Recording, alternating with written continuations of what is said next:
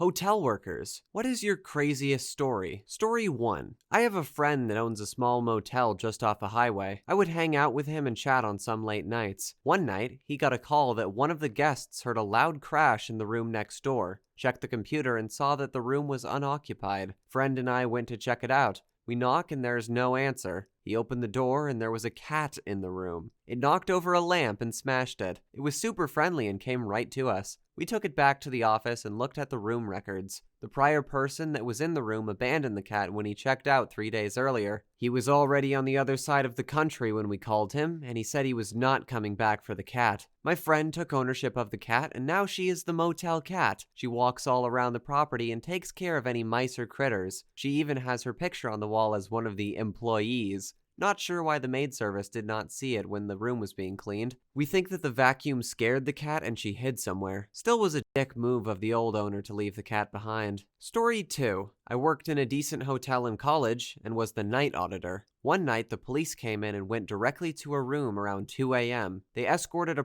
prostitute out and asked to speak to the manager. After they were done speaking with my manager, the officer handed me the phone and she told me to go in and clean up the room. I never made beds or did any of that, so I wasn't sure exactly what she wanted. I went to the room, and there was trash everywhere. There were uncapped syringes, used packages that had contained drugs, and general filth everywhere. I called the manager back to tell her that I wasn't touching anything because of the uncapped syringes. They were literally all over the place, and I wasn't going to pick up piles of clothes or move blankets. The manager said that if I didn't clean up the room, I would be fired. I said, fine. You have a half an hour to get here because I am leaving. I was the only one there overnight. As she pulled into the parking lot a short time later, I walked over to my car. Didn't even wait for her to get inside. Story 3. Some guest was in the parking lot waving a gun around and threatening to shoot up the place, resulting in a tense standoff with cops for about an hour before they finally took him down, alive. The impetus behind the whole thing? He, his buddy, and the buddy's wife had gone out that night with the intent that the wife was gonna let the gun guy fuck her up the ass,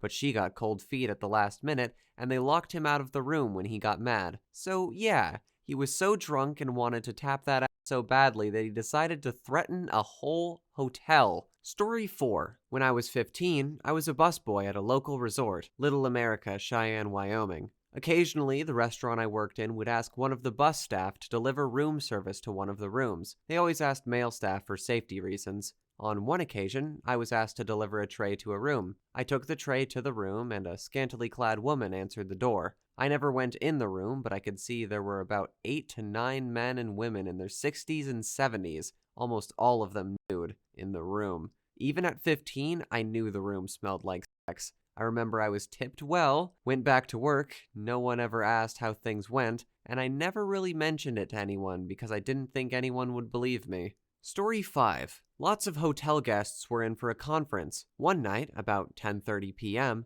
a guy walks down from his room to the bellhop desk in nothing but tighty-whities, a bedsheet wrapped around his body from head to toe, and blood dripping from his face. The guy sounded out of it, either from being concussed, inebriated, high on drugs, or a mix of the three. He informed security that he and his boyfriend got into a fight. So, 2 security officers, one a supervisor, went to the room to question the other boyfriend, while another security officer waited with the bloodied boyfriend behind the bellhop desk for an ambulance to arrive. Up at the room, security was informed that the bloodied boyfriend had passed out drunk and had crapped in one of the beds when the other boyfriend had walked into the room with his wife and 2 kids, all of whom had been enjoying a night on the town. Both men were co-workers who were in for the conference. Supposedly, the family man had given the suite room key to his boyfriend, with the expectations that they'd do the deed during conference hours. All the while, the wife and kids explored the city during the day. Back at the bellhop desk, the security supervisor relays the discovered info to the bloodied boyfriend, which sets the guy off. He tackles the security supervisor to the ground. Blood and crap stain the hotel carpet and the supervisor's suit as he finally cuffed the bloodied boyfriend. Cops are called and the guy gets taken away before getting inspected by medics. The moral of the story: if you want to cheat on your wife with someone else in a hotel, do your business in the smaller, uglier room and not the large, expensive suite you share with your family. Story 6. Found one of those black fuzzy caterpillars in a room. I carried it outside, oh so carefully not to lose it, put it down on the sidewalk, and it didn't move. I picked it back up to make sure it was alive and realized it was someone's fake eyelash. Story 7. This kind of counts. It wasn't a short-term stay hotel, but was built like one, and I was a doorman. I have a few stories from that place. I used to work as a doorman in an apartment complex populated by a number of odd characters. One of them was a woman who was schizophrenic. She lived there on rent assistance and got disability payments. Generally, when she was taking her medications, she was still a full bubble off level. Her delusions were all religion-based, with demons and her neighbors casting spells on her through the walls. She cut up the walls and floor with a knife to try to stop the spells. That sort of thing. But every 6 months, she needed to get evaluated to keep her assistance checks coming. The way this should work is that the caseworker would stop in, see that she is taking her meds, she isn't too crazy, check the box, she keeps the assistance. But she didn't see it that way. If the caseworker saw her acting normal, then the caseworker might think she is cured and didn't need the assistance. So she would go off the meds for a few days and then would have an episode. One day, she comes to the lobby to tell me that when she was in the elevator, Satan raped her in the ass with his tail. I checked the elevator. No Satan, no ectoplasm, no readings on the PKE meter. So, then I asked her if she was maybe raped by a man on the elevator. Given the type of residents we get, rapists, mother rapists, father stabbers, father rapists, litter bugs who create a nuisance, it was entirely possible. It took a while, but she told me that it was the actual red-colored Satan with pitchfork horns and pointy tail, and it was the actual Satan's tail that raped her in her ass, and she needs to go to the hospital because now she has a demon inside her. So I had to call for an ambulance. Before the EMS crew shows up, 2 cops arrive. One is super annoyed to have to be there, and he is even more annoyed that his partner seems genuinely interested to hear about Satan and the demons and the neighbors casting perverted sex spells through the walls to make her horny. EMS arrives, and they bring in a gurney and set it up. They take her vital signs and tell her that they will take her to the Catholic hospital. The ambulance company probably is getting money for certain referrals, so they are insisting on Catholic. She wants to go to the Jewish hospital, which is not only larger, but much closer. There is a standoff between her wanting to go to Jewish and the crew wanting to go to Catholic. Normally, the patient's wishes should be honored, but the EMS crew does not want their boss reminding them over the missed kickback. Finally, the paramedic says, "You got raped by Satan and you have a demon in you, right? Well, then we need to go to Catholicism because Jews don't know anything about removing demons and the Catholics do it all the time." So she says okay and jumps up on the gurney. A couple days later, she is on her meds again. The caseworker gets to see her crazy episode, and the checks keep coming for another 6 months. Story 8. Teenagers in the apartments decided they needed to join gangs, so they set up their own local wannabe Crips and Bloods. They put on blue versus red flannel shirts and t-shirts. Then they had a fight. They used pepper spray on each other. The front door opens and in runs a kid in a red shirt, and the back door opens and in runs a kid in a blue shirt. They have tears and snot running down their faces from the pepper spray. I am stuck standing between them as they face off. I just moved out of the way and said, "Go at it." And they both got in the same elevator to run home to mom. Story 9. About the middle of the night, a naked woman goes off the 9th floor balcony. I was the first one there and watched her die. She took a few agonal breaths, and there was nothing anyone could do as she was pulverized inside. The story was that she and her boyfriend were into bondage games, which is fine, but he woke up to see she had used a bed sheet to hang herself from the balcony, and the other end tied to a leg of a couch. He cut the bed sheet with a butcher knife to save her from hanging, but she fell. She did have a corner of a cut bed sheet around her neck and a loose half hitch. It is hard to believe his story, but he was not charged. Story 10. Working at a small boutique place, just starting my day shift at about 6:30 a.m. Hadn't even had my coffee yet. A woman came to the desk, visibly shaken. She tells me, "I can't find my husband. He's not in the room and all his clothes are still here. He's a sleepwalker and I'm worried that he has wandered into another room." At this point, I start to chuckle a bit to myself, but quickly stop with the thought of a screaming woman finding a naked stranger in her room. First thought is to check the CCTV. We head up to the first floor. Our CCTV is actually in the back of our linen storage, and I brought the woman with me. Not even sure why I did. Probably because she wanted to come. Soon as I got the door open and the lights on, there was her naked husband, sleeping spread across our bundled duvet colors, with one open half covering him. She woke him up, and of course he had no f***ing idea where he was. She wrapped him up and took him back to bed. They checked out later. and the dude was bashful as hell. I told him not to worry about it, as he gave me a great story to share, and I let him know I would tell anyone who would listen. And I plan to. Story 11. Was just about to start my shift in the morning and was chatting to a coworker outside while she had a smoke. It was still dark out, and out of nowhere, this guy muttering something about his dead family came up to us with a 2x4 and raised it up to hit my coworker in the head. I just reacted and stepped between them and raised my arm to take the blow, and the guy just stopped mid-swing. He was face to face with me, with his 2x4 raised baseball bat style, and he just ran off and dropped it. My coworker ran up and grabbed it after, so he couldn't use it again, and when we brought it inside, that's when we realized it was full of nails. Very glad neither of us got hit with that. I have plenty of other crazy stories, but that one takes the cake for the scariest for sure.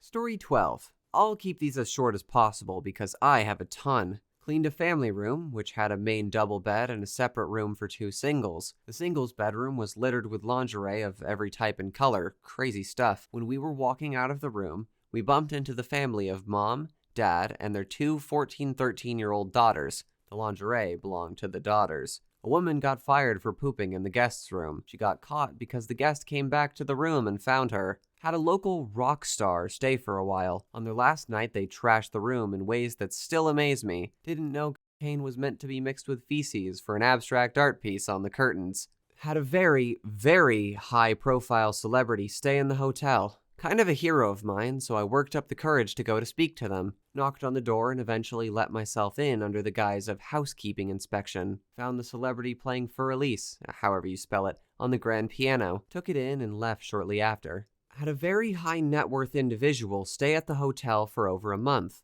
About 2 weeks in, they snuck into the staff access areas and found their way to us. 2 a.m. and doing closing. He apologized and asked if he could have a peanut butter sandwich and just chill for a bit. So we sat with this person who was worth billions while he chewed on a PB, and we spoke about sports. He claimed he had had too much fancy food and company and just wanted to chill with real people. Security body slammed a prostitute who was 3 times his size because she refused to leave after the guest got cold feet. Had a prostitute inflict thousands of dollars worth of damage to a room because her mark refused to pay her usual rate. Her exact words, "Pay me what I'm worth or I'll destroy this place." A tour group stayed in the hotel and gutted the rooms, took everything. Phones, curtains, mirrors, everything. A piece of construction equipment failed and crushed a construction worker in front of a group of staff that reported to me. The hotel's response was to buy them McDonald's and tell them to shut the fuck up about it. Many, many more. Hospitality is a fucking wild profession. Story 13. One of my friends who runs events does a lot of business with hotels. He's always got stories of how hotels handle stuff, and it's insane what they go through. The one that sticks in my head is that some function had some huge event. Not sure what for, but their main ceremony hired a stage magician. I'm not sure what they expected, but they got some guy who looked a lot like the Tim Burton version of Willy Wonka. Long hair, a little effeminate, velvet suit, and very awkward. I am not sure what they asked him to do, but what he did on stage was very odd for a main ceremony. He did a few parlor magic tricks before going into a very long story about how he learned how to hypnotize people to do his bidding from some descendant prodigy of Franz Anton Mesmer himself. He claimed to have learned Sanskrit chanting or something from the wisdom of Himalayan monks, and to show his skill, he preferred young ladies in the audience. The people who hired him were immediately alarmed in the direction this was going, but were unable to make the immediate decision to stop whatever it was that he was doing via the classic bystander effect. Isn't someone going to say something? Is this part of the act? He's running long. Thankfully, it seemed all he wanted to do was standard hypnosis stage tricks. And if you have heard of some generic hypnotist act in TV sitcoms, that's all he did. When I snap my fingers, you think you are a chicken, etc. He was scheduled to do 2 15-minute segments, but after his first went into an hour before he gave the stage back, they asked him not to do part 2 because they were now way behind schedule. But everyone was in a weird mood because a few coworkers had, for a few minutes, pretended they were chickens or whatever. I don't know exactly what he did, I am telling this secondhand. All I know is that he was already on thin ice. The worst part is the part that involved the hotel. The magician assumed, for some reason, that he could hang around and mingle with the rest of the crowd after the main ceremonies. There was more than one event at the hotel happening that night, and one was a prom or costume cotillion for a young woman's private school. A lot of teen girls in costumes and fluffy dresses. The magician was seen mingling and flirting with these girls, and the chaperones came to the hotel to have him removed because he was being creepy. The hotel went to the group who had run the other function, but they said, "We're not in charge of him. Yes, we hired him. He did his weird thing, and he's not really with us as we're done." Everyone involved had a vibe that this guy was super creepy, and the group was okay with the hotel telling him he had to leave. So the hotel went to this guy, and he at first said he'd go, but then didn't, saying that if he didn't leave, he was considered a trespasser. So he applied for a room at the hotel so he wouldn't be a trespasser. They refused to give him a room, saying they received complaints about his behavior. Then, rather suddenly, he had a toddler-level meltdown at the front desk, threw himself to the floor, wailing in a high-pitched voice that he was being discriminated against and his rights were being violated. Then the hotel had enough of this guy and called security. Security was unable to deal with it as he wouldn't get off the floor, and he was making a huge scene. So they called the police. The moment the police arrived, he got up and ran away. So the overweight and not very athletic cops chased him, but they lost him in the hotel for about an hour, until a chaperone from the cotillion said he was hiding under a catering table at their function, looking up girls' dresses. So the police went in there, and the guy ran out the fire exit, causing the alarms to go off. My friend who tells this story said the guy sprinted across the hotel parking lot without swinging his arms at all. They stayed pinned to his sides as he ran to the very edge of the parking lot near a patch of woods. When he retells this account, he shows what he means, and it's hilarious, like a prancing Irish step dancer running with unmoving arms. He assumed that, mere feet away from the hotel property, taunting that he was not trespassing, and thus the police could not arrest him. His challenged assumption disintegrated when the out-of-breath police immediately tackled him. The cops hauled him into a squad car while he wailed in tongues, saying he had cursed them all in accordance with his Himalayan street knowledge. They took him away, and no one knows what happened to him. Story 14. I admire her ingenuity, but our front desk clerk was running an OnlyFans from the hotel. She was nice, if not a bit quiet and guarded, but she'd leave for a while with a key to an empty room and come back. I didn't find out until my last day when someone showed me the account. I'm not judging. I may have done the same thing in my younger days. Story 15. My first job was a houseman at a hotel. I was 14 and had the job of basic maintenance and that guy who would come to plunge your toilet. I had to clean up open condoms. The worst were hockey teams. First things first, it was my very first day. My very first job. My first task was to vacuum the pool area. As I got started, a team of 16, 17-year-olds came in. They were a volleyball team. They made me extremely nervous because every one of them was hot. I kept vacuuming and was pissed off because there was no suction, so I looked like an idiot. The whole time, the hose had disconnected itself from the power head and was latched to my pants by my ankle. I did that for at least 20 minutes before realizing. They kept giggling with me thinking they'd dig me, but no, I was vacuuming my ankle the whole time. Another guy called from one of the executive suites saying his TV didn't work, so I went up there and pulled back the giant unit that held the TV, and behind it was a bunch of magazines. I'm 14, so this is huge for me. I said, I have to take these to management. I ended up storing them in a storage unit with a bunch of toilet paper, towels, etc., and would go help myself whenever I wanted. I also found out that, while the hotel was 5 stories high, there was another set of stairs to go up to the roof. There was a nice landing at the top of those stairs, so I'd grab a blanket and pillow from said storage room and make my way up there and nap until my radio went off. I'd likely just have to plunge a toilet, then go get lunch or supper at cost, so 15 wings for $8, and they were huge. Good job, good times. Manager sucked, though.